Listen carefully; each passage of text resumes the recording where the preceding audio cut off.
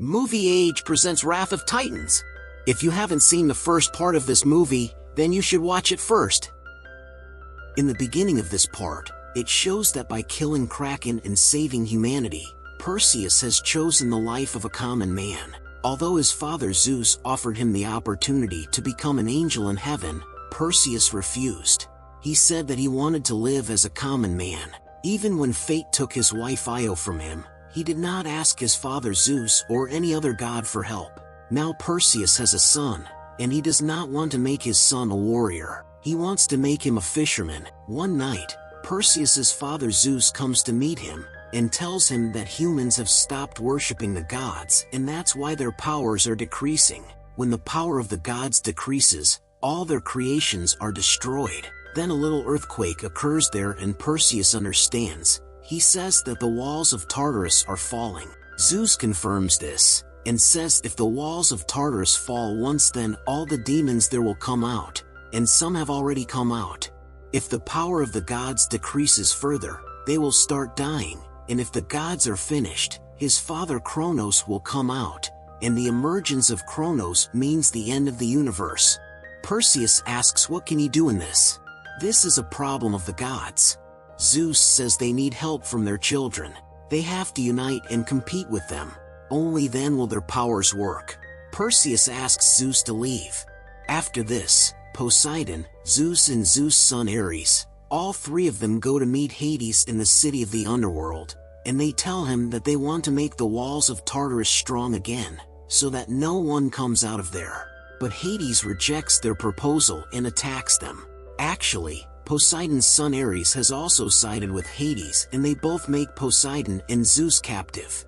Now here the walls of Tartarus are weakening and falling. Strange creatures are coming out of there, and a two-faced dragon comes out of there, and it attacks Perseus's village. At that time, Perseus is fishing, and when he sees that a dangerous creature has attacked his village, he runs to save his child. There is a very scary two-faced dragon. Perseus fights with the dragon a lot, and in the end kills that dragon. But he gets hurt in this whole fight, and he goes to a woman to get his wounds treated. This woman tells him that the world is very delicate.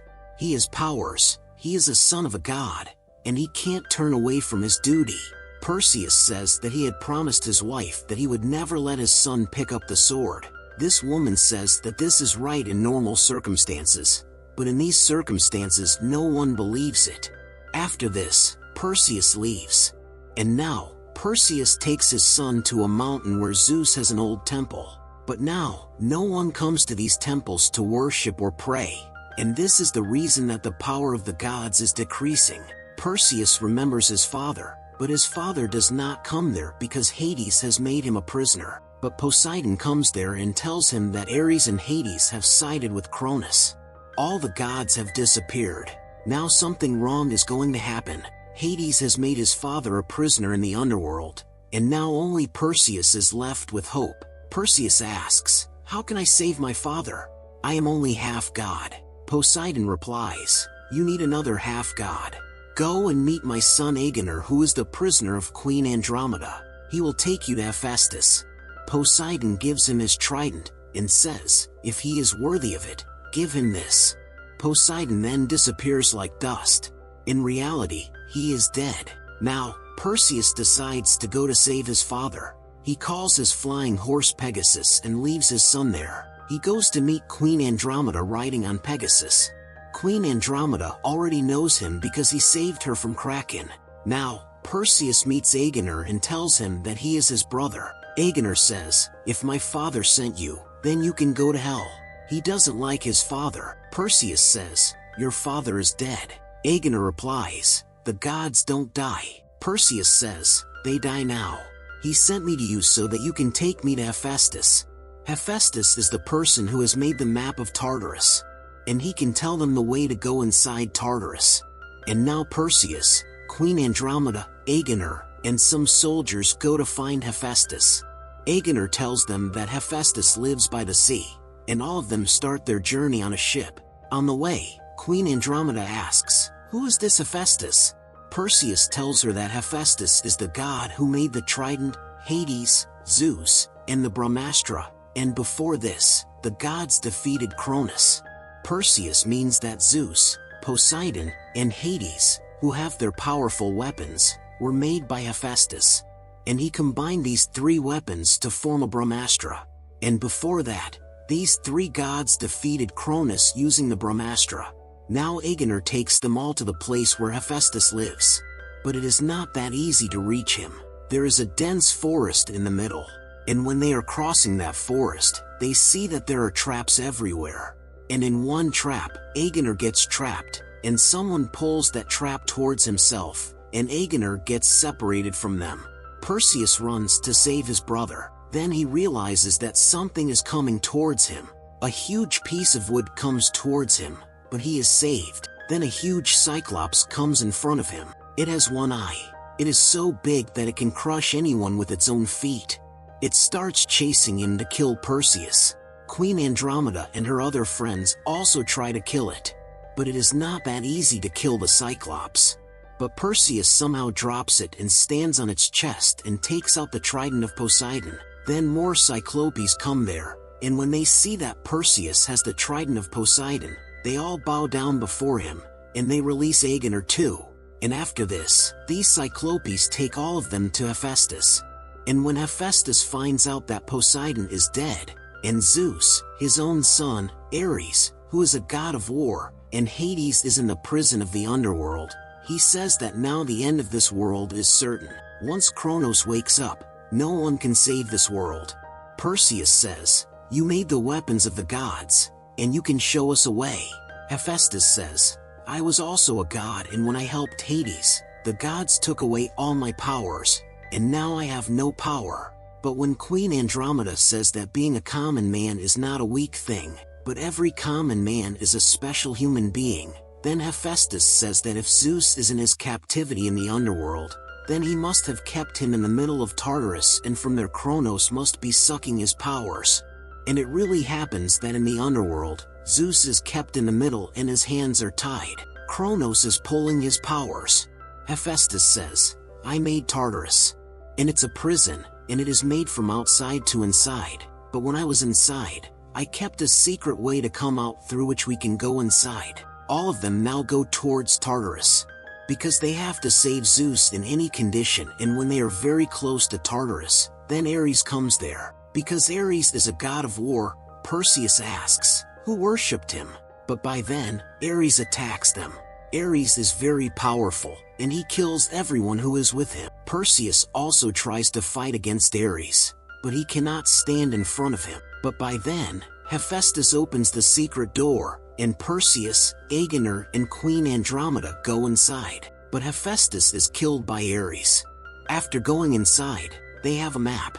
With its help, they move forward, because the walls inside Tartarus are constantly changing their place, and if they choose the wrong path, they will get stuck in the middle of those walls and die. Now, as they all move forward, they show the other side that Zeus tells his brother Hades, "Can you forgive me?" Hades asks, "Why?" Zeus says, "Because I sent you to the underworld." Hades asks, "Why are you asking this?" Zeus says, "Because what you did to me now, I have forgiven you for it." They were talking nicely when Zeus' son Ares comes and attacks Hades. When he was trying to kill Hades, Zeus would not let him open his trident. He says that he would not let him kill him. This thing removed all the grudges between Hades and Zeus. Now there is a fight between Hades and Ares. Both of them fall down from the cliff. By then, Perseus, Queen Andromeda, and Agenor come there. Perseus tries to get his father out of the chains of fire, because of which, Kronos is pulling all his powers. Now, Kronos is also very powerful. Zeus looks very old because Kronos has pulled all his powers. Perseus gets his father out of the chains with great difficulty. When Perseus is trying to get Zeus out of there, Ares throws a trident at him, and that trident falls on Zeus's back. After that, Ares tries to kill him. Zeus asks Perseus to give him his trident.